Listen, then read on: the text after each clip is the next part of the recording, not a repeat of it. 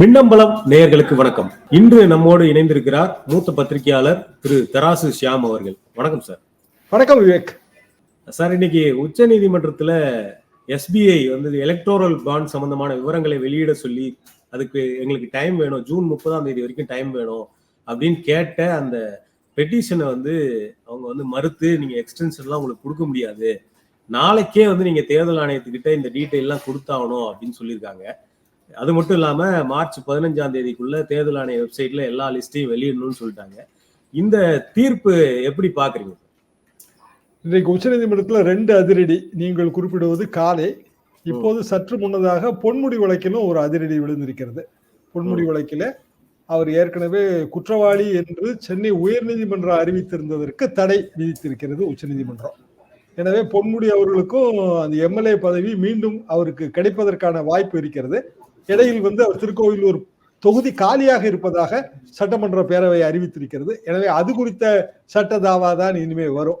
காலையில நீங்கள் குறிப்பிட்ட அந்த அதிரடி, அதாவது ஸ்டேட் பேங்க் ஆஃப் இந்தியா அதிரடி, அடிப்படையில் இதுல பார்க்க வேண்டியது என்னவென்றால், எலக்டோரல் பாண்ட் இபி ஸ்கீம் எப்படி வந்துச்சு அப்படின்னா, கருப்பு பணத்தை ஒழிப்பது, இந்த மாதிரியான உயர்ந்த நோக்கங்களை சொல்லித்தான். அது மோடி அரசாங்கத்துல எதுவா இருந்தாலும் எல்லாமே உயரிய நோக்கமா தான் இருக்கும். கருப்பு பணத்தை ஒழித்தல், ஊழல் குற்றவாளிகளை தண்டித்தல், தேசத்தை பாதுகாத்தல், ஆனா எல்லாமே அகேன்ஸ்டா தான் செய்வாங்க. இபி ஸ்கீம் அப்படிதான் ஆச்சு. இது 2018 ஸ்கீம் அருண்ஜேட்லி கொண்டு வந்தாரு. அப்போ நடைமுறையில் இருந்த ஸ்கீம் என்னன்னா, எலக்டோரல் ட்ரஸ்ட், அதாவது தேர்தல் நிதி கொடுக்கணும்னா ஒரு அறக்கட்டளையை நிறுவி அந்த அறக்கட்டளை மூலமா பணம் கொடுக்கணும். அது ரொம்ப டிரான்ஸ்பரண்டா இருக்கும். ஏன்னா அறக்கட்டளை இன்கம் டேக்ஸ் ரிலீஃப் கேட்கும், வருமான வரி விலக்கு கேட்கும்போது எல்லா பர்டிகுலர்ஸும் கொடுக்கணும். எவ்வளவு பேரு என்ன பணம் கொடுத்தாங்க, எந்த கட்சி கொடுத்தாங்க, எல்லாமே வந்துடும். அப்புறம் அறக்கட்டளை நிறுவும் போது ஒரு கட்சிக்கு இல்ல, பல கட்சிகளுக்கு அந்த அறக்கட்டளை பணம் கொடுத்துருக்கலாம். So everything is in the public domain. இப்போ இந்த ஸ்கீம்ல என்ன ஆச்சுன்னா, முதல்ல இருந்தே ஒரு அனானிமிட்டி வந்துருச்சு. அதாவது பத்திரம் வாங்கினது யாருங்கிறத சொல்ல வேண்டியது இல்லை, அது ரகசியம் என்கிற அந்த அனானிமிட்டி வந்த பிறகு வழக்கு ஏடிஆர் போச்சு. அதாவது அசோசியேஷன் ஃபார் டெமோக்ராட்டிக் ரிஃபார்ம்ஸ். டெமோக்ரஸியில அப்படியான மறைமுகமா எதையுமே நீங்க வைக்க முடியாது. மக்களுக்கு தகவல் தெரிந்து கொள்கிற உரிமை தரப்பட்டிருக்கிறது. எனவே இது தவறான ஸ்கீம்னு போய் பல ஆண்டுகள் வாதம், கடைசியில உச்சநீதிமன்றம் அந்த ஸ்கீம் ரத்து பண்ணுச்சு. ரத்து பண்ணும்போதுதான் குறிப்பிட்ட காலக்கெடுவுக்குள்ள எஸ்பிஐ கொடுக்கணும், அதை தேர்தல் ஆணையம் வெப்சைட்ல பதிவேற்றம் செய்யணுங்கிற அந்த தீர்ப்பில் விவரம் அப்படி இருந்தது. இதுல அடிப்படையில எஸ்பிஐ மட்டும்தான் ஒரே வங்கி. அந்த ஒரு வங்கி தான் தேர்தல் பத்திரம் கொடுக்க முடியும். அதுவும் எல்லா கிளைகளிலும் இல்லை, குறிப்பிட்ட கிளைகளில். பத்திரங்களை அவர்கள் அடிப்படையில் சமர்ப்பித்திருக்கிற விவரங்களை பார்க்கும்போது புதுடெல்லி கிளையில மட்டும் 68% பத்திரங்கள் போயிருக்கு. மொத்தமே 22,217 பத்திரம் தான். 22,000 பத்திரத்திலையும் 68% ஒரே ஒரு கிளை தான். அப்போ ஒரு பத்திரம் வாங்கணும்னு நினைக்கும் போது அது 1000 ரூபாய் பத்திரம், 5000 ரூபாய் பத்திரம்னாலும் அவ்வளவு குறைஞ்ச தொகையை வாங்கி யாரும் கொடுக்க போறது இல்லை. எல்லாமே 1 கோடி ரூபாய்க்கு மேலதான் டிரான்சாக்ட் ஆயிருக்கு. 1 கோடி ரூபாய்க்கு பத்திரம் வாங்குறதுக்கு சில நடைமுறையும் இருக்கு. அதை நம்ம முதல்ல அப்ளை பண்ணணும், கேஒய்சி டாக்குமெண்ட்ஸ் கொடுக்கணும், அதாவது நம்மளோட பேன் நம்பர் இதெல்லாம் கொடுக்கணும். எந்த கட்சிக்கு நான் பத்திரம் வாங்குறேன்னு சொல்ல வேண்டியதில்லை, ஆனா நம்மளை பற்றிய டீட்டெயில் கொடுத்தா தான் பத்திரத்தை கையில கொடுப்பாங்க. அதுக்கே 2 நாள் ஆகும். அப்போ அந்த டீட்டெயில் ஆட்டோமேட்டிக்கா எஸ்பிஐட்ட வரும். எஸ்பிஐட்ட இல்லாம அவங்க கொடுக்க முடியாது, பத்திரம் கொடுக்க முடியாது. அத ஒரு எக்ஸுகிற கட்சிக்கு கொண்டு போய் கொடுக்குறாங்கன்னா, அந்த எக்ஸுகிற கட்சியை அவங்க பேங்க் மூலமா எஸ்பிஐக்கு அனுப்பி தான் அதை கேஷ் பண்ண முடியும், அதை ரிடீம் பண்ண முடியும். அப்பவும் எஸ்பிஐ கிட்ட எல்லா பர்டிகுலர்ஸும் வந்துடும். 22,000 பத்திரமும் எந்த கட்சிக்கு எப்படி அது ரொக்கமா திரும்பி போச்சு, அதாவது வங்கி பரிவர்த்தனையா திரும்பி போச்சுங்கிற கணக்கு வந்துடும். இந்த 2 கணக்கையும் மேட்ச் பண்றதுங்கிறது ரொம்ப ரொம்ப சிம்பிளான ஒரு விஷயம் தான்.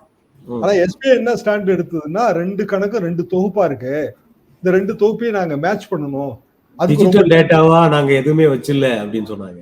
அதுலயுமே தவறு. எப்படின்னா 2018-19 காலகட்டத்துல ஸ்கீம் வந்த உடனேயே, இதுக்கு முன்பு இதே மாதிரி ஒரு பேரர் பாண்ட் ஸ்கீம் இருந்துச்சு. அது கருப்பு பண ஒழிப்பு, அதாவது காங்கிரஸ் ஆட்சி காலத்துல. அந்த ஸ்கீம் என்ன அப்படின்னா, கருப்பு பணத்தை முழுமையா நம்மளால எடுக்க முடியல, கருப்பு பணம் வச்சிருக்கிறவங்க கிட்ட ஒரு சலுகை கொடுப்பதன் மூலமாக கருப்பு பணத்தை இந்திய பொது பொருளாதாரத்துக்கு கொண்டு வரலாம். அதுக்கு ஒரு பாண்டு, அந்த பாண்ட்ல நீங்க எவ்வளவு பணம் வேணாலும் வாங்கிக்கலாம், எவ்வளவு பணத்துக்கு வேணாலும் பாண்ட் வாங்கிக்கலாம். 2 வருஷம் ஒன்றும் செய்ய முடியாது. 2 வருஷம் கழிச்சு ஒரு குறிப்பிட்ட சின்ன ஒரு இன்ட்ரெஸ்டோட அந்த பாண்டை நீங்க ரிடீம் பண்ணிக்கலாம். இதுல வந்து ஒரு 100 கோடி ரூபாய் கருப்பு பணம் வச்சிருக்கவன், 500 கோடி ரூபாய் கருப்பு பணம் வச்சிருக்கவங்க எல்லாம் பத்திரம் கொண்டு வந்து கொடுப்பாங்க, பத்திரம் வாங்கிக்குவாங்க. இந்த பணம் வந்து பணத்தை வங்கி கிளையில கட்டும்போது பணம் நாட்டோட பொது பொருளாதாரத்துக்கு வந்துருது இல்லையா? கருப்பு பணம் ஒழிப்புக்கு இது ஒரு பெரிய நடவடிக்கைன்னு அந்த காலத்துல அது புகழப்பட்டது. இதெல்லாம் நான் பத்திரிகையாளர் ஆன காலகட்டத்துல. கடைசியில என்ன ஆச்சுன்னா, அந்த பேரர் பேண்டு போலி பேரர் பேண்ட் அடிச்சு உலா விட்டாங்க. அதாவது வங்கிக்கே வந்திருக்காது, கருப்பு பணம் வச்சு கருப்பு பணமா இருந்திருக்கும், இது கருப்பு பாண்டா மாறிடுச்சு. இதெல்லாம் சுட்டி காட்டி எஸ்பிஐ வந்து இந்த ஸ்கீம்லயும் ப்ராப்ளம் இருக்கு அப்படின்னு ஃபைனான்ஸ் மினிஸ்டருக்கு 2019 கடிதம் போடும்போது மறைமுகமா நீங்க வந்து ஒரு சீரியல் நம்பர் வச்சுக்குங்கன்னு அவங்க சொல்லிட்டாங்க. சோ இப்ப வந்து பாண்டு வந்து அனானிமஸ் என்று சொல்லப்பட்டாலும் எல்லா பாண்டுலயும் சீரியல் நம்பர் இருக்கு, ஹிடன் சீரியல் நம்பர் இருக்கு. அப்போ அந்த ஹிடன் சீரியல் நம்பரை வச்சு மேட்ச் பண்றது இன்னும் எளிது. ஆக்சுவலா டிஜிட்டலா தான் இருக்கு டேட்டாவே. ஓகே, அந்த சீரியல் நம்பருக்குள்ள எல்லா விவரங்களும் இருக்குன்னு சொல்றீங்க.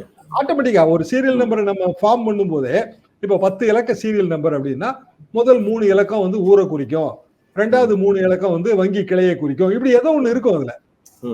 ஏன்னா அந்த சீரியல் நம்பர் கொண்ட பாண்டு திருப்பி எஸ்பிஐக்கு வந்து அந்த குறிப்பிட்ட கட்சி கணக்குல வரவாகுது இல்லையா? அப்ப சீரியல் நம்பர் மேட்ச் பண்ணி தான் ஆகணும், வேற வழி கிடையாது. 21 நாள் சுப்ரீம் கோர்ட் டைம் கொடுத்தது. 21 நாளைக்குள்ள தாராளமா கொடுத்திருந்திருக்கலாம், இதுல ஒன்றும் பெரிய விஷயமே கிடையாது. ஆனால் எஸ்பிஐ வந்து ஏன் இந்த நிலைப்பாட்டை எடுத்தது? எஸ்பிஐ வந்து பெரிய வங்கி, உலகத்தின் பெரிய வங்கிகள்ல ஒன்று, இந்தியாவின் பெரிய வங்கி, அதுதான் பெரிய வங்கி. ஏன் இந்த நிலைப்பாட்டை எடுத்தது அப்படின்னா, பாரதிய ஜனதா அரசோட நிர்பந்தம் அதன் பின்னணியில் இருக்கிறது. இந்த கணக்கு விவரம் வெளிவருவதை பாரதிய ஜனதா அரசு விரும்பவில்லை. கஜானா ரகசியம் இது.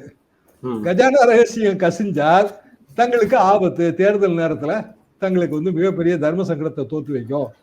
பொருளாதார குற்றவாளிகள்லாம் வந்து இதுல பணம் கொடுத்திருப்பாங்க, பேரர் பாண்ட் வாங்கி கொடுத்திருப்பாங்க, இப்படி பல விவரங்கள் இருக்கும். இந்த எஸ்பிஐயோடைய இந்த மனு பின்னாடி வந்து பாஜகவினுடைய அழுத்தம் இருந்ததுன்னு சொல்றீங்க. அப்ப இந்த தீர்ப்புனால பாஜகவுக்கு பின்னடைவுன்னு எடுத்துக்கலாமா? கண்டிப்பாங்க. எஸ்பிஐ வந்து ஒரு வங்கி, அது வந்து ஒரு ஒரு நாட்டின் உயர்ந்தபட்ச நீதிமன்றம் கொடுக்கிற ஒரு கட்டளைய உடனடியாக நிறைவேற்றணும்னு தான் நினைக்குமே தவிர கால அவகாசம் கேட்கவே கேட்காது. ஏன்னா கால அவகாசம் கிடைக்காது. அப்போ ஏற்கனவே தீர்ப்பு வழங்கும் போதே ஒரு கால அவகாசம் கொடுத்துட்டாங்க, நாளைக்கே கொண்டு வந்து கொடு அப்படின்னு சொல்லல.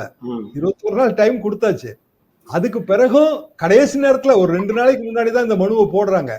காலக்கெடு முடிவடைவதற்கு 2 தினங்களுக்கு முன்புதான் மனு போடப்படுகிறது. அதையும் இன்னைக்கு உச்சநீதிமன்றம் சுட்டி காட்டியிருக்கு. அப்படின்னா லாஸ்ட் மினிட்ல அவங்களுக்கு ஒரு பிரஷர் வந்திருக்கு. அந்த பிரஷர் வேற வழியே இல்லையா, அது நிதியமைச்சகத்துல தானே வந்திருக்கணும். நிர்மலா சீதாராமன் தானே அந்த பிரஷரை கொடுத்துருக்க முடியும். வேற யார் சொன்னாலும் ஸ்டேட் பேங்க் நிர்வாகம் கேட்காத. அப்ப நிர்மலா சீதாராமனுக்கு யார் சொன்னா? பிரதமர் மோடி தானே சொல்லியிருக்க முடியும். அப்படின்னா இந்த ரகசியங்கள் வெளிவரும்போது அது அவர்களுக்கு இன்கன்வீனியன்ட். ஆனா இதை எதிர்பார்த்து அவங்க ஒரு ட்ரிக்கியா ஒரு கேம் ஆடிட்டாங்களோன்னு எனக்கு ஒரு சந்தேகம். என்னன்னா, எஸ்பிஐ வந்து சுப்ரீம் கோர்ட்டுக்கு மூடி முத்திரையிடப்பட்ட கவர்ல தான் பர்டிகுலர்ஸை கொடுக்கும். அது உடனே பொது வெளிக்கு வராது. பொது வெளிக்கு வர்றதுக்கு வந்து தேர்தல் ஆணையம் தான் வெப்சைட்ல பப்ளிஷ் பண்ண முடியும், அது 15ஆம் தேதிக்குள்ள. ஆனா தேர்தல் ஆணையம் இப்ப வந்து இல்ல. என்னன்னா ஒரே ஒரு மெம்பர் தான் இருக்காரு, மீதி 2 மெம்பர் பதவியும் இப்ப இல்ல. அது எப்ப போட போறாங்கன்னு நமக்கு தெரியாது. அப்போ தேர்தல் ஆணையம் ஒரு ஸ்டாண்ட் எடுக்கும், எங்க கிட்ட வந்து 3 மெம்பர் இல்ல, நாங்க வந்து 1 மெம்பர் தான் இருக்காங்க, எங்களுக்கு டைம் வேணும், இப்ப நாங்க தேர்தல் பணியில பிஸியா இருக்கோம், எல்லா மாநிலங்களுக்கும் வந்து நாங்க பல்வேறு வேலைகள் பார்க்க வேண்டியது இருக்கு, வாக்குப்பதிவு எந்திரம் அனுப்ப வேண்டியது இருக்கு, பேராமிலிட்டரி ஃபோர்ஸ் மூவ் பண்ண வேண்டியது இருக்கு, ஸோ எங்களால் உடனடியா பப்ளிஷ் பண்ண முடியாது என்று தேர்தல் ஆணையம் ஒரு நொண்டி சமாதானம் சால்ஜாப்பு சொல்லும் என்பது என் எண்ணம். தேர்தல் ஆணையர் அருண் கோயல் வந்து ரிசைன் பண்ணதுக்கு பின்னாடி இந்த எலக்டோரல் பாண்ட்ஸ் கேஸ் வந்து மையமா இருக்குன்னு சொல்ல வரீங்களா? எலக்டோரல் பாண்ட் கேஸுக்கும் அதுக்கும் ஏதோ தொடர்பு இருக்கு. என்ன காரணம்னா, அருண் கோயல் வந்து பிஜேபியோட ஜால்ரா தான், பிராக்டிகலி ஸ்பீக்கிங். அவரு இன்னும் சொல்ல போனா அவரோட அப்பாயின்மெண்ட் எந்த அடிப்படையில சார் அப்படி சொல்றீங்க? எந்த அடிப்படையில அவரோட அப்பாயின்மெண்ட் அப்படித்தானே எதிர்க்கப்பட்டது. அதாவது அவர் வந்து ஒரு அரசு உயர் அதிகாரியா இருக்காரு, வாலண்டியர் ரிட்டையர்மெண்ட் கொடுக்க வைக்கிறாங்க, மறுநாளே அவர் எலெக்ஷன் கமிஷனர் ஆக்கும் போது தானே வழக்கே சுப்ரீம் கோர்ட்டுக்கு போச்சு. இந்த மாதிரி தேர்தல் ஆணையரை தன்னிச்சையாக போடும்போது இந்த சுதந்திரத்தன்மையே போயிருதுங்கும் போது தான் சுப்ரீம் கோர்ட் வந்து இனிமேல் அப்படி போடக்கூடாது, ஒரு 3 பேர் கொண்ட கமிட்டி தான் போடணும், அந்த கமிட்டியில வந்து பிரதமர் இருக்கணும், எதிர்கட்சி தலைவர் இருக்கணும், சுப்ரீம் கோர்ட் தலைமை நீதிபதி இருக்கணும்னு ஒரு தீர்ப்பு கொடுத்தாங்க, ஒரு சஜஷன் அது. ஆனா அதை வந்து நீர்த்து போகிற விதமாக பாரதிய ஜனதா அரசு இல்ல 3 பேர்ல ஒருத்தர் எதிர்கட்சி தலைவர், ஒருத்தர் பிரதமர், அதெல்லாம் சரிதான், இன்னொருத்தர் வந்து பிரதமர் நியமிக்கிற மந்திரின்னு மாத்திட்டாங்க. அப்போ அருணை பொறுத்தவரையும் அவருக்கு இன்னும் டைம் இருக்கு. தலைமை தேர்தல் கமிஷனரா தான் அவர் ரிட்டையர் ஆவாரு. இன்னும் அவர் 2027 வரைக்கும் பதவி காலம் இருக்கு. 3 வருஷ பதவி காலத்தை விட்டுட்டு போற அளவுக்கு முற்றும் துறந்த முனிவரா இருக்கிறதுக்கு வழி இல்லையே. அப்ப அவருக்கு ஏதோ ஒரு அழுத்தத்தின் காரணமா தானே ராஜினாமா பண்ணிருக்காரு. இல்ல பாரதிய ஜனதா வேறு பல நிர்பந்தங்கள் கொடுத்துதா, அது நமக்கு தெரியல. ஆனா இந்த டைம்ல இது நடந்திருக்கிறதுனால ரெண்டையும் தான் கனெக்ட் பண்ணி பார்க்க தோன்றுகிறது. இப்ப தேர்தல் தேதி தள்ளி போகலாம் அப்படின்னு சில இந்த ரிசைன் பண்ணதுனால இதை சாக்கா வச்சு தேர்தல் தேதி அறிவிக்கிறதையோ இல்ல தேர்தலையே கூட தள்ளி போக வைக்கிறதுக்கு பாஜக திட்டமிடுதுன்னு சில எதிர்கட்சிகள் குற்றம் சாட்டுறாங்க. தேர்தல் தள்ளி வைக்கிறதுக்கு வழி இல்லை. என்னன்னா ஜூன் மாதம் வரைக்கும் நமக்கு டைம் இருக்கு. அதாவது புதிய அரசு பதவி ஏற்க அட்டவணை தேதியை அட்டவணை வெளியீடு தள்ளி போகலாம். அட்டவணை வெளியீடு போன தடவை 2019 மார்ச் 10, 15ஆம் தேதிக்குள்ள இந்த வாட்டி வந்துரும்னு எதிர்பார்த்தோம். அது வேணா தள்ளி போகலாம். ஆனா அல்டிமேட்டா ஒரு 7 கட்ட தேர்தல் முடிஞ்சு புதிய அரசு பதவி ஏற்பதற்கு காலம் இருக்கு. இன்னும் ஜூன் மாதம் வரைக்கும் காலம் இருக்கிறதுனால அதுக்கு இதுக்கும் சம்பந்தம் இருக்கதாக நான் நினைக்கல. ஆனா 2-3 விஷயங்கள் கவலை தருவதாக இருக்கிறது. என்னன்னா, ஒரு சுதந்திரமான ஜனநாயக அமைப்பு, அதுல இந்த மாதிரியான ஒரு டிங்கரிங் பட்டி பார்க்கிற வேலையை ஒரு அரசு செய்யும் போது அது ஆபத்தானது. ஒரு சுதந்திரமான வங்கி, பெரிய வங்கி, நாட்டுல கிட்டத்தட்ட எத்தனையோ 1000 கோடி ரூபாய் 10,000 கோடி ரூபாய் டீல் பண்ற ஒரு வங்கி. பலரும் சாமானியர்கள் அந்த வங்கியை நம்பிதான் பணம் போட்டிருக்காங்க. எல்லாரும் பரிமாற்றத்துல குளோபல் லீடர் அப்படின்னு சொல்றாங்க. குளோபல் லீடரு சாதாரணமானவர்கள். இப்போ நீங்க நான் எல்லாரும் ஸ்டேட் பேங்கை நம்பிதானே பணம் போட்டிருப்போம், நம்பிதானே டெபாசிட் பண்ணியிருப்போம். அப்போ அந்த வங்கி இந்த அளவுக்கு ஒரு அரசியல் அழுத்தத்துக்கு பணியுதுங்கிறதே கேவலம் இல்லையா? ஒரு வங்கி அதெல்லாம் முடியாதுங்க, 21 நாள் டைம், நான் எங்கிட்ட பர்டிகுலர்ஸ் இருக்கு, நாங்க கொடுக்க போறோம் அப்படின்னு சொல்லிட வேண்டியதானே. இப்ப நாளைக்கு அவங்க கொடுத்தாங்கன்னாலும் இன்னமும் கேவலம் தானே. அப்ப ஏன் டைம் கேட்டீங்கிற கேள்வி வரும்ல. இப்ப நாளைக்கு அவங்க சப்மிட் பண்றாங்க, பொது வெளிக்கு வரல அது, ஆனா சப்மிட் பண்ணது பொது வெளிக்கு வந்துடும். அப்போ சப்மிட் பண்ண உடனே அசிங்கப்பட்டு போயிடுவாங்கல்ல. அப்ப ஏன் டைம் கேட்டீங்க? இப்படி பல கேள்விகள் எழும்பும்ல. அப்போ ஸ்டேட் பேங்கோட நம்பகத்தன்மையை உலக அளவுல பாதிக்குதுல்ல. உலகம் பூராவும் அதுல முதலீட்டாளர்கள் இருப்பாங்க, உலகம் பூராவும் அவர்களுக்கு கிளைகளும் இருக்கும். அப்போ உலகம் பூராவும் இருக்கிற ஒரு பொருளாதார அச்சோட ஒரு பகுதியான ஒரு வங்கியை இந்த அளவுக்கு ஒரு அவநம்பிக்கைக்குரியதாக ஏன் மாற்றினார்கள்? பிஜேபி நாங்க பிரம்மாண்ட வெற்றி பெறுவோம், 320 இடம் பிடிப்போம், 400 இடம் பிடிப்போம்னு சொல்றாங்க. அப்பேற்பட்ட பிஜேபி எதுக்காக இந்த மாதிரியான சில்லறத்தனமான வேலையில எல்லாம் இறங்கணும்? இந்த கேள்விக்கு விடையே கிடைக்கலையே. ரொம்ப கான்பிடண்டா இருக்கீங்க, நீங்க வெற்றி அடைவீங்கிற கான்பிடன்ஸ் உங்களுக்கு இருக்கு. எதிர்கட்சிகள் வீக்கா தான் இருக்கு, சந்தேகமே கிடையாது. ஒரு மேற்கு வங்கத்துல கூட மம்தா பானர்ஜி அவங்களே எல்லாத்துக்கும் அறிவிச்சு விட்டாங்க. இப்படி எதிர்கட்சிகள் பலவீனமா தான் இருக்கு. அப்போ காங்கிரஸ் கட்சி ஒன்றும் பெரிய அளவுக்கு ஸ்கோர் பண்ணணும்னா தெரியல. போன தடவை 50 சீட் வாங்கினாங்க, இந்த தடவை 100 சீட் வாங்கலாம், இல்லை 125 சீட் வாங்கலாம். அப்படி இருக்கும்போது நீங்க ஏன் இவ்வளவு சீப்பா இறங்குறீங்க? எல்லா விஷயத்திலையும் அடிப்படையிலே எத்தனையோ விஷயங்கள் நம்ம தொடர்ந்து பாக்குறோமே, ஏன் இப்படி சீப்பா இறங்குறீங்க? ஒரு கர்நாடகத்துல உங்க எம்பி சொல்றாரு, நாங்க 400 எம்பி ஏன் அடையணும்னு நினைக்கிறோம்னா நாங்க இந்த நாட்டின் அரசியலமைப்பு சாசனத்தையே மாத்தி எழுத போறோம்ன்றாரு. நீ எப்படி மாத்தி எழுத முடியும்? அதுக்கு கான்ஸ்டிடியூண்ட் அசம்பிளி வேணும்ல. ஒவ்வொரு மாநிலத்துல இருந்து 2 பிரதிநிதிகள் கொண்டு ஒரு கான்ஸ்டிடியூண்ட் அசம்பிளி போட்டா தானே நீங்க சாசனத்தை மாத்தி எழுத முடியும். அப்ப அம்பேத்கரின் அரசியல் சாசனத்தையே நீங்களே மாத்தி எழுதிடுவீங்களா?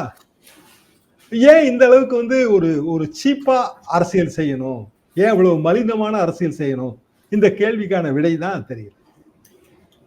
இப்போ அருண் கோயல் பத்தி நம்ம பேசும்போது அவர் பாஜகவுக்கு ஆதரவான ஆள் அப்படின்ற மாதிரி சொன்னீங்க. அப்படிப்பட்ட ஒரு நபர் தேர்தல் கமிஷன்ல தொடர்றது தேர்தல் நேரத்துல அவங்களுக்கு சாதகமா தானே இருக்கும். அவரை பதவி நீக்கம் அவர் ராஜினாமா பண்ணணும்னு அவசியம் இல்ல. எலக்டோரல் பாண்ட்ஸ் ஒரு கேஸ் மையமத்தி மட்டுமே அவர் தேர்தல ராஜினாமா பண்ணணுமா? அருண் கோயல் நீடிப்பதுதான் பாரதிய ஜனதாவுக்கு நல்லது. பொதுப்படையா பார்த்தா அப்படிதான் புரியுது. அவருக்கு இன்னும் வருஷம் டேர்மும் இருக்கு.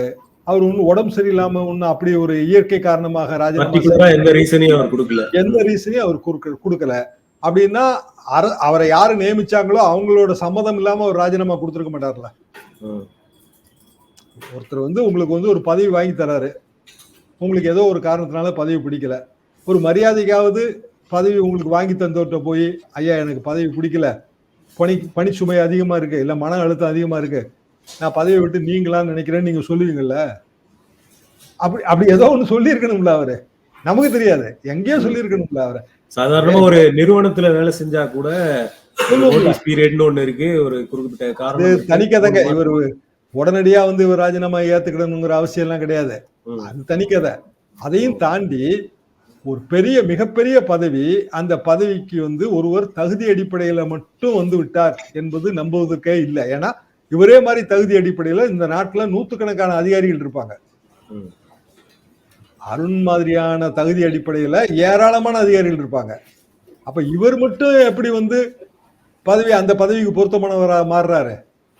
ஏன்னா இவர் ஒரு ப்ளூ ஐடு பாய், அதாவது ஆட்சிக்கு வேண்டியவர்.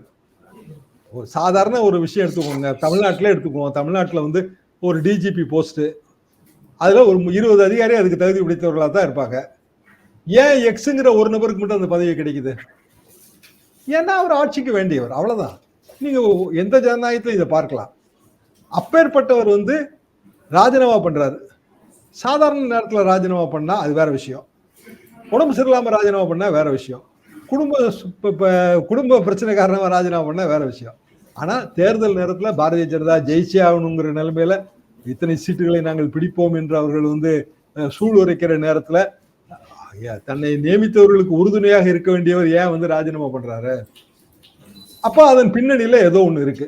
இப்போதைக்கே நமக்கு தெரிகிற விஷயம் எலக்டோரல் பாண்ட் இஷ்யூ. இன்னும் வேற என்ன இருக்குன்னு நமக்கு தெரியல. இது கிணறு தோண்ட பூதங்கிளம்புற கதைங்க. ஒரு தடவை நீங்க கிணறு தோண்டிட்டீங்கன்னா உள்ள இருந்து என்ன வேணாலும் வரும். பேண்ட்ரோஸ் பாக்ஸ்ன்னு சொல்லுவாங்க. பெட்டியை திறந்தா தான் தெரியும் உள்ள வந்து என்ன எலும்பு கூடுகள் இருக்குன்னு. அப்போ இன்னும் நிறைய ஏதோ விஷயம் இருக்கு, அப்படிதான் நம்ம இதை புரிஞ்சுக்க முடியும். ஒரு கமிஷனர் ராஜினாமா பண்ணிட்டாரு, ஒரு கமிஷனர் போஸ்டே இல்ல, தலைமை தேர்தல் கமிஷனர் ஒரு ஒத்த ஆளா உட்கார்ந்து எல்லாரோடையும் பேசிட்டே இருக்காரு. அது இதோட எல்லாம் கூத்தா இருக்கு. அப்புறம் நீங்க இப்ப நம்ம பாஜக வந்து 400 தொகுதிகளுக்கு மேல குறி வைக்கிறோம் அப்படின்னு அவர் சொல்லியிருந்தாரு, பாஜக எம்பி. அதே மாதிரி அவர் சொல்றதை உறுதிப்படுத்துற மாதிரி தான் கருத்து கணிப்புகளுடைய முடிவுகளும் வந்துகிட்டு இருக்கு. இந்தியா டுடே, ஆங்கில ஊடகங்கள் நடத்துற கருத்து கணிப்பா இருக்கலாம், தமிழ் ஊடகங்கள் நடத்துறதா இருக்கலாம், எல்லா கருத்து கணிப்புகளும் அவர் சொல்றதை உறுதிப்படுத்துற மாதிரி 300க்கு மேல 350க்கு மேல அப்படின்ற மாதிரி தான் சொல்றாங்க. மறுபடியும் மோடி ஆட்சி அமைப்பதற்கான வாய்ப்புகள் இருக்கா? பொதுவா வந்துங்க கருத்து கணிப்பு நிறுவனம்லாம் இப்போ பிசினஸ் ஆயிருச்சு. ஒப்பீனியன் போல் இண்டஸ்ட்ரி வந்து மோஸ்ட்லி வந்து மத்திய அரசாங்கத்துக்கு தான் ஆதரவா இருக்கும். சிம்பிள் ரீசன் என்ன, ஏதோ ஒரு இன்கம் டாக்ஸோ ஒரு இடியோ வந்தாலே கதை முடிஞ்சுது. அதனால யாருமே மத்திய அரசாங்கத்துக்கு எதிராக சொல்ல மாட்டாங்க. நாளைக்கு காங்கிரஸ் கட்சியே வந்தாலும் இதே நிலைமை தான். அப்போ ஒப்பீனியன் போல்ங்கிறதே இப்போ வந்து அது ஒப்பீனியன் போலா இல்லைங்கிறதா உண்மை. அப்புறம் மாடர்ன் மெத்தட்ஸ் எதுவுமே அதுல இல்லை. சும்மா பழைய மெத்தட்ல போய் நீங்க என்ன நினைக்கிறீங்க, நாங்க என்ன நினைக்கிறோம்னு கேட்டுட்டு வந்து ஒரு ஃபார்மை ஃபில்அப் பண்ணிட்டு எங்க மரத்தடியில் உட்காந்து ஃபில்அப் பண்ணாங்கன்னா கூட நமக்கு தெரியல. ஸோ அது டோட்டலா இதுல வந்து எதுவுமே இல்லை. பொதுவாக வந்து இதன் மூலமாக ஒரு பிம்பத்தை ஏற்படுத்துவதற்கு, வெற்றி பிம்பத்தை ஏற்படுத்துவதற்கு முயற்சி நடக்கும். ஆனால் இதுல எந்த இடத்துல எக்ஸ்போஸ் ஆறாங்கன்னா, இவ்வளவு தூரம் நீங்க ஸ்ட்ராங்கா இருக்கும்போது எல்லா ஒப்பீனியன் போலும் உங்களுக்கு ஆதரவா இருக்குது, நீங்க தான் 400 இடம் வர போறீங்க அப்படின்னா ஏன் வந்து இந்த திருகுதாள வேலைகள் செய்றீங்க, ஏன் இந்த ஜகஜால கில்லாடித்தனம் பண்றீங்கிற கேள்வி. அப்போ ஒப்பீனியன் போலும் தப்புனா பயப்படுறாங்கன்னு சொல்ல வரீங்க? இல்லைன்னா இப்படி எல்லாம் செய்ய வேண்டியது இல்லைல்ல. அதாவது அவங்க ஒப்பீனியன் போல் பேர்ல அவங்களுக்கு நம்பிக்கை இருந்துன்னு வைங்களேன். ஒப்பீனியன் போல் படி 400 சீட்டே வரல, 300 சீட்டு வந்துருங்கிற நம்பிக்கையாவது இருக்கணும்ல. போன தடவை 303 எடுத்திருக்காங்கல்ல. அப்படின்னா வந்து இப்போ வந்து அவங்க அமைதி காப்பாங்களே, பெருந்தன்மையா இருப்பாங்களே. பெருந்தன்மையா இல்லையே. எல்லா மாநிலங்களுக்கும் பிரதமர் வந்து தேர்தல் பிரச்சாரம் தாங்க பண்றாரு. யார் செலவுல பண்றாரு? அரசாங்க செலவுல தானே பண்றாரு. ஏதோ ஒரு மாநிலத்துக்கு வர்றாரு, ஒரு திட்டத்தை அடிக்கல் நாட்டுறாரு, அவ்வளவுதான். அது ஒன்றும் பிரயோஜனமே கிடையாது. முடிஞ்சு வச்ச திட்டங்களை திறந்து வச்சிருந்தாலும் பரவாயில்ல, அடிக்கல் நாட்டுறாரு. இல்லைன்னா வந்து ஒரு அறிவிப்பு செய்யறாரு, அதுக்கு பிறகு அவரு பொதுக்கூட்டத்துல பேசுறாரு, தேர்தல் பிரச்சார பொதுக்கூட்டத்துல பேசுறாரு. ஒரு பிரதமர் வந்து போறதுக்கான செலவு இதுவே தேர்தல் தேதி அறிவிக்கப்பட்ட பிறகு இதை செய்ய முடியாதுல்ல. பாப்போம், போக போக இது எல்லாமே நமக்கு வெளிச்சத்துக்கு வரும். மின்னம்பலம் நேயர்களோட பல்வேறு விடயங்களை பகிர்ந்துக்கிட்டீங்க. நன்றி சார். மின்னம்பலம்.com தமிழின் முதல் மொபைல் பத்திரிகை.